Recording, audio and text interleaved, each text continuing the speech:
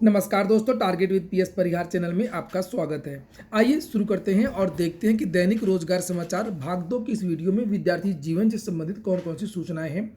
सूचनाओं का क्रम इस प्रकार से रहेगा। सबसे पहले हम लोग बात करेंगे उत्तर प्रदेश लोक सेवा आयोग की, जिसमें एग्जाम कैलेंडर की चर्चा होगी। आरओ एआरओ खंड शिक्षा अधिकारी कब तक विज्ञापन आएगा, इस पर चर्चा करेंगे।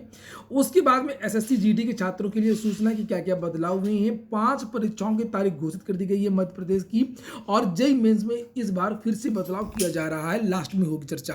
तो वीडियो को जल्दी से लाइक कर दें, शेयर कर दें, और जिन छात्रों ने चैनल को अभी भी सब्सक्राइब न किया हो तो जल्दी से सब्सक्राइब कर लें, ताकि आप लोगों को भी इसी प्रकार की ऑथेंटिक अपडेट सबसे पहले मिलती रहे। चलिए शुरू करते हैं और बात करते हैं उत्तर प्रदेश लोक सेवा आयोग की भर्ती। आरओ एआरओ खंड शिक्षा अधिकारी। आरओ एआरओ का अधियाचन उत्तर प्रदेश लोक सेवा आयोग पहुंच चुका है। खंड शिक्षा अधिकारी का अधियाचन लगभग 6 महीने पहले ही उत्तर प्रदेश लोक सेवा आयोग आ गया था। और ये जो 3 भर्तियां हैं, एक आरओ एआरओ खंड शिक्षा अधिकारी और तीसरी जो भर्ती है वो एलटी ग्रेड। ये तीनों भर्तियों में अर्हताओं को लेकर के विवाद है, जिसकी वजह से देरी हो रही है। और तीनों भर्तियों का जो अधियाचन है वो उत्तर प्रदेश लोक सेवा आयोग पहुंच चुका है। जब मैंने ये पूछा कि ये कब तक उम्मीद है कि ये जो विवाद है अर्हता वाला ये समाप्त हो जाएगा और ये जो तीनों विज्ञापन है वो जारी हो जाएंगे, तो मुझे जानकारी ये दी गई थी कि सबसे पहले एलटी ग्रेड शिक्षक भर्ती, उसके बाद में आरओ एआरओ भर्ती, और लास्ट में खंड शिक्षा अधिकारी भर्ती के जो विज्ञापन है वो जारी होगा। और अर्हता का विवाद इसी महीने लास्ट में या 15 जनवरी तक समाप्त हो जाएगा। जो कमेटी ने जो रिपोर्ट अपनी प्रदान कर दी है, और जो कमेटी ने रिपोर्ट दी है अर्हता को लेकर के, समकक्ष को लेकर के, उस पर अंतिम मोहर लगना बाकी है। जैसे उस पर अंतिम मोहर लग जाएगी, वैसे शासन की वैसे ही ये जो विज्ञापन वो निकलने शुरू हो जाएंगे। तो ये जो तीनों विज्ञापन है, चर्चा ये आरओ एआरओ को जो विज्ञापन है ये मार्च में आने की जानकारी दी गई है। खंड शिक्षा अधिकारी का जो विज्ञापन है ये अप्रैल में आने की जानकारी दी गई है। और एलटी ग्रेड की जो जानकारी है वो फरवरी के महीने में जानकारी दी गई है कि एलटी ग्रेड का जो विज्ञापन है वो फरवरी के महीने में जारी किया जा सकता है। एग्जाम कैलेंडर के बारे में जानकारी दी गई कि 15 जनवरी के पहले उत्तर प्रदेश लोक सेवा आयोग अपना एग्जाम कैलेंडर, वार्षिक एग्जाम कैलेंडर जारी कर देगा। 15 से 20 तारीख के बीच में आप लोग ऑफिशियल वेबसाइट में आप लोगों को ये एग्जाम कैलेंडर मिल जाएगा। अगर उसके पहले ये विवाद शांत हो गया, जो अर्हता का विवाद है, तो आरओ एआरओ खंड शिक्षा अधिकारी और एलटी ग्रेड की चर्चा उस विज्ञापन में रहेगी। अगर नहीं होगा तो सीटें आरक्षित कर ली जाएंगी। ये नहीं बताया जाएगा कि इन तारीखों में कौन सी परीक्षा होगी, और कम से कम इस बार भी 3 या 4 परीक्षाएं जो है वो रिजर्व की जाएंगी। वो तारीखें रिजर्व रहेंगी परीक्षा को लेकर के। उत्तर प्रदेश लोक सेवा आयोग से कुछ नई भर्तियां भी देखने को मिल सकती हैं। कुछ स्वास्थ्य विभाग की भर्तियां हैं। एक नई भर्ती है जिसका विज्ञापन फरवरी के महीने में संभावित है निकलना है। तो ये तो सूचनाएं हो गई आरओ एआरओ खंड शिक्षा अधिकारी और एग्जाम कैलेंडर की बात हो गई। अब हम लोग बात करेंगे आज के समाचार पत्रों में जो जानकारी दी गई है, थोड़ा सा इधर देख लेते हैं। मध्य प्रदेश की परीक्षाओं में 5 परीक्षाओं की तारीख घोषित कर दी गई है। और उसके पहले हम लोग बात करेंगे एसएससी जीडी में जो बदलाव इस बार हो चुके हैं। क्योंकि बहुत जल्दी इसकी परीक्षाएं होनी है और विद्यार्थी इसमें ज्यादातर नए ही होते हैं, इसलिए विद्यार्थी एक बार जरूर देख लें। यहाँ पर लिखा हुआ है कि 10 जनवरी से लेकर के 14 फरवरी तक ये परीक्षा होनी है। और इस साल परीक्षा के पैटर्न में 6 बड़े बदलाव किए गए हैं। पहले एसएससी जीडी की परीक्षा जो होती थी वो 1.5 घंटे की होती थी। नए पैटर्न में अब केवल 60 मिनट विद्यार्थियों को दिए जाएंगे, इसलिए इस हिसाब से विद्यार्थियों को अपनी तैयारी अब करनी चाहिए। पहले इस परीक्षा में 100 प्रश्न पूछे जाते थे और अब केवल 80 प्रश्न पूछे जाएंगे। पहले हर प्रश्न 1 नंबर का हुआ करता था, अब 2 नंबर का होगा। पूर्णांक पहले 1 नंबर का 1 क्वेश्चन और 100 क्वेश्चन 100 नंबर के हुआ करते थे, और अब 80 क्वेश्चन जो है वो 160, यानी कि एक प्रश्न इस बार 2 नंबर का होगा। एसएससी जीडी में पहले हर सेक्शन में 25-25 क्वेश्चन आया करते थे, और अब हर सेक्शन से केवल 20-20, गलत लिखा हुआ है यहाँ पर, 20-20 क्वेश्चन पूछे जाएंगे और 80 क्वेश्चन टोटल आएंगे। यहाँ पर लिखा हुआ है कि निगेटिव मार्किंग में भी बदलाव हुआ है कि गलत उत्तर के लिए पहले 1/4 की निगेटिव मार्किंग थी और अब आधा अंक काट लिया जाएगा। ये भी विद्यार्थियों को देखना पड़ेगा। इसमें पदों की संख्या काफी ज्यादा है, और यहां पर लिखा हुआ है कि 45,284 खाली पदों के लिए यह भर्ती होने जा रही है, जिसमें 40,274 पुरुष उम्मीदवार और 4,835 महिला उम्मीदवारों के लिए यहां पर सीटें निर्धारित की गई हैं।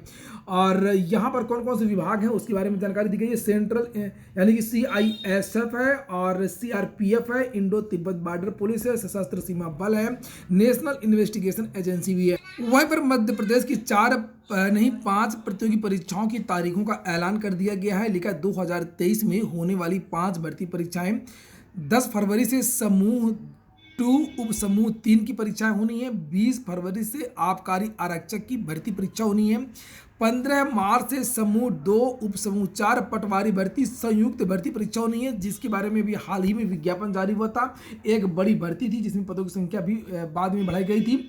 और उसके बाद में यहाँ पर नीचे लिखा हुआ है कि 11 मई से आपकी वन रक्षक परीक्षा होनी है। जेल प्रहरी संयुक्त भर्ती परीक्षा होनी है। 5 अगस्त से ग्रुप 4 असिस्टेंट ग्रेड 4 के लिए संयुक्त भर्ती परीक्षा होनी है।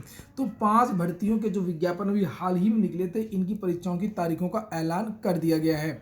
और अब हम लोग बात करेंगे जेईई मेंस में 75% अंकों की अनिवार्यता फिर से लागू कर दी गई है। पहले भी ऐसा था, जिनकी बोर्ड परीक्षाओं में 75% नंबर होंगे वही आवेदन कर पाएंगे, और इस बार भी ये चीज़ लागू कर दी गई है।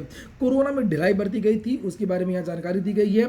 नीचे लिखा है कि टेस्टिंग एजेंसी ने जेईई मेन की परीक्षा में इस बार फिर से कई बदलाव कर दिए हैं। एक बड़े बदलाव के तहत इस बार 2020 से पहले 12वीं में 75% अंक वाले नियम को फिर से लागू किया गया है। एक बहुत बड़ा बदलाव है ये। कोरोना के पहले आईआईटी और एनआईटी सीएफटीआई संस्थानों में नामांकन के लिए 12वीं में कम से कम 75% अंक लाना अनिवार्य हुआ करता था, लेकिन यह वर्ष 2020 में कोरोना के चलते हटा दी गई थी। इस बार 2023 से इसे फिर से लागू कर दिया गया है। इन संस्थानों में जोसा और सीसैप काउंसलिंग के जरिए नामांकन होंगे। तो यहाँ पर ये इसी बारे में जानकारी दी गई है। लिखा है कि इसमें जो एडमिशन होता है उसके द्वारा विद्यार्थी आईआईटी और एनआईटी इत्यादि संस्थानों में एडमिशन लेते हैं। एक और बदलाव किया गया है, जिसे आप लोग यहाँ पर देख सकते हैं। बदलाव तो 2-3 हुए हैं, जैसे कि अब 650 से बढ़ा करके जो फीस है वो अब 1000 रुपये कर दिया गया है। वहीं पर एक बार में केवल एक सत्र के लिए आवेदन का मौका मिलेगा। जेईई मेंस 2023 जेईई मेंस में जो विद्यार्थी पास हो जाते हैं उनको बाद में जेईई एडवांस देना होता है। जेईई मेंस के बाद में जो रैंकिंग होती है उसके द्वारा एनआईटी में एडमिशन होता है, और जो जेईई एडवांस में विद्यार्थी अच्छी रैंक लाते हैं तो फिर विद्यार्थी जो वो जितने भी आईआईटी वगैरह हैं वहाँ पर एडमिशन होते हैं। लिखा है कि आवेदन करने वाले छात्र एक बार में केवल एक सत्र के लिए आवेदन कर सकते हैं। उन्हें आवेदन करते वक्त एक सत्र का ही विकल्प दिखाई देगा। उम्मीदवार एक से अधिक बार आवेदन अब नहीं कर पाएंगे। इसके अलावा 2020 या उससे पहले 12वीं पास करने वाले छात्रों को भी आवेदन का कोई मौका नहीं दिया जाएगा। इसके बाद वाले छात्र आवेदन कर सकते हैं। वहीं पर केंद्रीय विद्यालय संगठन ने भी साफ कर दिया है कि जो सीटेट के जो अपेयरिंग छात्र हैं वे आवेदन नहीं कर पाएंगे। सूचना के अधिकार के तहत विद्यार्थियों ने 2 जानकारी मांगी थी, और दोनों का जवाब यहाँ पर केवीएस ने दे दिया है। एक तो ये पूछा गया था कि क्या जो जुलाई के पास वाले जो विद्यार्थी हैं सीटेट वाले जो जिन्होंने आवेदन किया है उन्हें मौका दिया जाएगा। तो यहाँ पर साफ साफ लिख दिया गया है कि candidates acquiring essential qualification on the last date of submission of application form will be eligible for the post applied for. जैसा कि सभी भर्तियों में होता है, आवेदन की जो चले हैं उसकी जो लास्ट डेट है तब तक उस लास्ट डेट तक विद्यार्थी के पास पूरी योग्यता होनी चाहिए, चाहे ग्रेजुएशन हो चाहे वो सीटेट हो या कुछ भी हो। तो केवीएस के लिए जो भर्ती का विज्ञापन आया था उसकी लास्ट डेट के पहले सभी योग्यताएं होनी चाहिए। और वहीं पर एज में छूट के बारे में भी विद्यार्थियों ने पूछा था कि क्या जो कोविड-19 की वजह से जो विद्यार्थी आवेदन नहीं कर पाए या उनकी उम्र निकल गई है क्या उनको छूट दी जाएगी। तो यहाँ पर साफ कर दिया गया no age relaxation has been granted by the government of India due to कोविड-19। तो कोई छूट नहीं दी जाएगी। तो ये जो केवीएस ने साफ कर दिया है कि सीटेट पास विद्यार्थी ही इसमें आवेदन करेंगे, अपेयरिंग छात्र आवेदन नहीं करेंगे, और यहाँ पर कोई भी एज की छूट नहीं दी जाएगी। पूरा वीडियो सुनने के लिए बहुत बहुत धन्यवाद।